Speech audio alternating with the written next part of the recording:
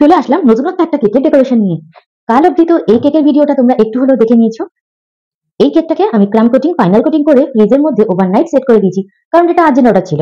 আর আজকে হবে এর ডেকোরেশন। তো ডেকোরেশনটা দেখার জন্য প্রস্তুত তো? চলো। আগের ভিডিওতেই তোমাদের সাথে শেয়ার করেছি এই কেকটা ছিল 1 পাউন্ডের আর বাটারস্কচ ফ্লেভার। কাস্টমার প্রথমে একটু দোনোমনো করছিল যে কোন ফ্লেভার অর্ডার দেবে। অনেকে কেকের অর্ডার দেয় কিন্তু বুঝতেই পারে না যে কোন ফ্লেভারটা তার বাড়ির লোকের পছন্দ হবে। উল্টে আমাকে জিজ্ঞাসা করে, দিদি কোন ফ্লেভারটা দিলে ভালো হবে? বোঝো ঠেলা। এক একজনের তো এক একটা ফ্লেভার পছন্দ। কারো চকলেট পছন্দ তো কারোর বাটারস্কচ, কারোর ম্যাঙ্গো তো কারোর স্ট্রবেরি। এবার আমি কি করে বুঝবো যে কার মুখে কোনটা বেশি ভালো লাগে? আমি তখন দেখি যে পার্সেন্টেজ কোন দিকটায় বেশি। মানে বেশি আমার কাছে বাটারস্কচেরই অর্ডার আসে। তো এই রকম কাস্টমার যখনই আমাকে বলে তখন কিন্তু আমি বাটারস্কচটাই তাকে প্রেফার করি। সবকিছু কথাবার্তা হওয়ার পরে আমার থেকে শোনার পরেও লাস্টে আবার জিজ্ঞাসাও করে, বাটারস্কচটা ভালো লাগবে তো? নাও, আমি কোন দিকে যাব সেটাই আমি বুঝে পাই না, ডায়ে না বায়ে। আমি বললাম হ্যাঁ, সবাই ভালো বলে, তুমি নাও, ভালোই হবে।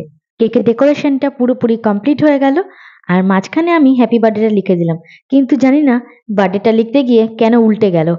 যাই হোক, ভিডিওটা তোমাদের ভালো লাগলে অবশ্যই লাইক শেয়ার সাবস্ক্রাইব। ফেসবুকে দেখলে আমাকে অনেক ভালোবাসা সাপোর্ট দিও। ভালো থেকো। হর হর মহাদেব।